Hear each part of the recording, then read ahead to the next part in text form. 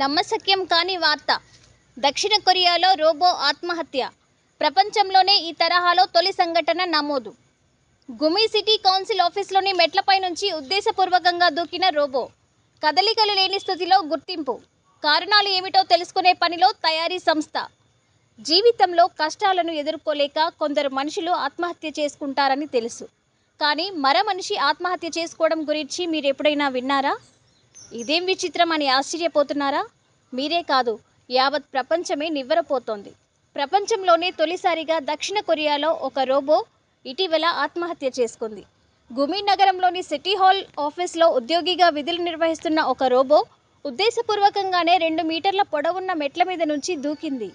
ఏమాత్రం కదలికలు లేని స్థితిలో దాన్ని గుర్తించారు. తనను తాను అంతం చేసుకునే ముందు రోబో విచిత్రంగా ప్రవర్తించిందని, ఒకే చోట అదే పనిగా గుండ్రంగా తిరిగిందని ప్రత్యక్ష సాక్షులు తెలిపారు.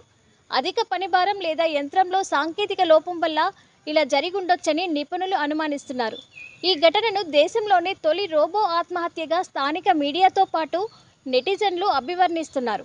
అయితే ఈ ఘటనను ఆత్మహత్యగా పేర్కొనడం నమ్మశక్యంగా అనిపించడం లేదు. ఎందుకంటే రోబోకు భావోద్వేగాలకు గురయ్యే లేదా తనను తాను అంతం చేసుకునే సామర్థ్యం ఉండనందున ఇది ఎలా జరిగి ఉండవచ్చన్న ప్రశ్నలు సర్వత్రా వ్యక్తమవుతున్నాయి. రోబో కదలికలకు దోహదపడే నేవిగేషన్లో లోపాలు, సెన్సర్లో వైఫల్యం, ప్రోగ్రామింగ్లో బగ్ వల్ల రోబో ఇలా విచిత్రంగా ప్రవర్తించి ఉండొచ్చని చర్చ నడుస్తోంది. రోబో సూపర్వైజర్గా అందరూ పిలిచే ఆ మరయంత్రం 2023 ఆగస్టు నుంచి సేవలు అందిస్తోంది. ఆదర్శ ఉద్యోగిగా పనిచేస్తూ అందరి ప్రశంసలు పొందుతోంది. సివిల్ సర్వీస్ ఆఫీసర్ పేరిట దానికి ఓ ఐడి కార్డు కూడా ఉంది. ఉదయం 9 గంటల నుంచి సాయంత్రం 6 గంటల వరకు రోజువారీ పత్రాలు, బట్వాడా, స్థానికులు కోరే సమాచారం వెల్లడి, నగర ప్రమోషన్ వంటి కార్యకలాపాలను రోబో చురుకుగా చేసేదని ఓ అధికారి తెలిపారు.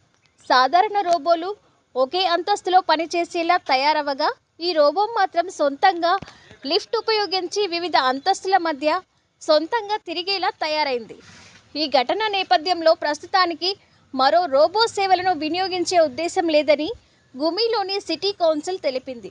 కాలిఫోర్నియాకు చెందిన రోబో వెయిటర్ స్టార్టప్ సంస్థ బే రోబోటిక్స్ ఈ రోబోను తయారు చేసింది.